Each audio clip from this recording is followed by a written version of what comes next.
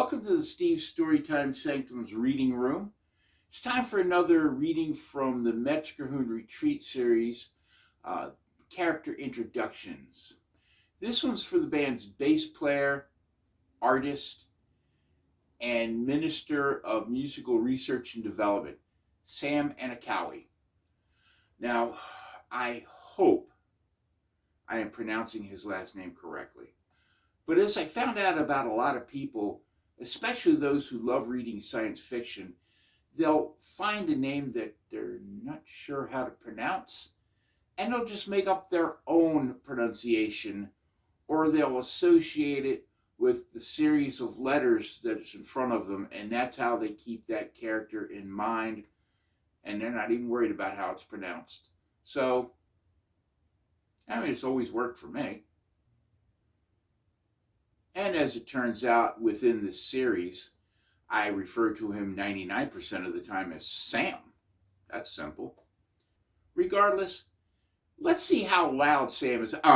Let's see what Sam is up to. Sam Anikawi was glad the breeze kicked in when it did. Playing his bass guitar with as much intensity sometimes caused him to overheat and break into a sweat, just like right now. If he were smart, he would go refill his water bottle.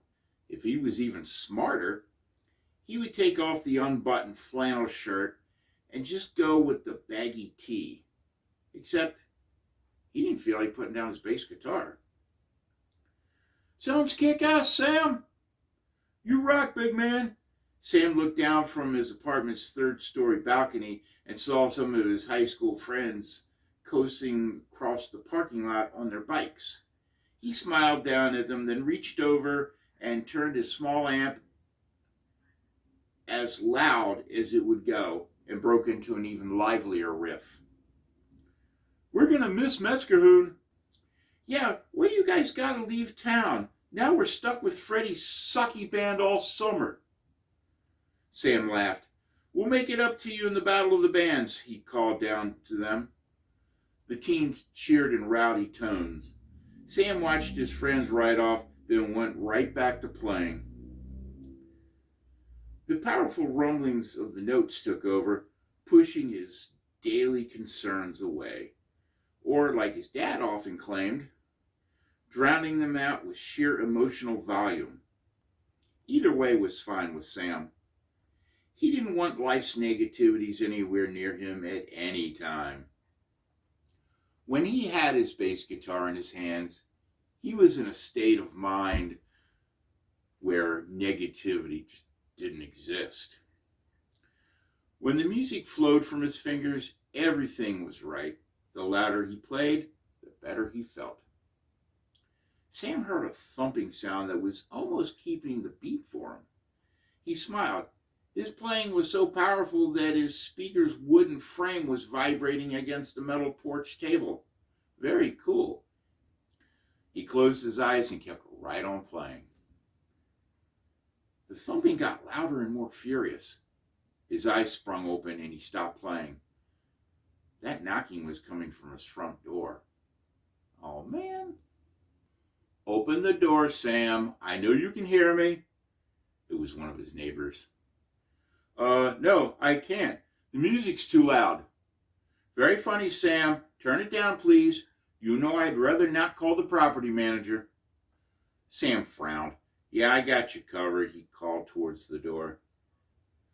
He hated being told to turn down his music. It was the worst possible way to ruin his perfect mood. And for some reason, way too many people chose to do that to him. His parents kept telling him the volume was disturbing the neighbors, like he cared. His bandmates sometimes complained they couldn't hear their own parts because of him. Sam reminded them their amps had volume knobs too. The complaints other people spouted didn't matter to Sam. He saw them as nothing more than attempts to rip him away from the best state of mind he knew how to create for himself. Although this time was okay. His neighbor's obnoxiousness reminded him it was time to leave for his new summer park job. His ride would meet him here in a few minutes. If this job turned out half as good as he thought it would, he'd have an entire summer of being in a great state of mind while being paid to play sports and games, and while being spared from listening to neighbors' complaints and negativity. Sam reached into a pocket and pulled out a 2-inch wide dark leather hair tie with a deer silhouette etched in white. It was his first ever attempt at making a hair tie for himself, but it was still his favorite. Probably because the name Anikawi, or so his dad told him, was Cherokee for deer. His dad, though, had no answer for how that surname ended up in their mixed Central and South American lineage. Sam never gave it much thought. He simply thought the name sounded cool. He grabbed his equipment and walked into the living room. "Bye, Mom. Love you. See you in September." The apartment was completely silent. Sam's posture slumped. He remembered his mom was at work. So was his dad. At least that explained why his mom wasn't on his case about his loud playing. There was a point in time when his parents' constant absence bothered Sam.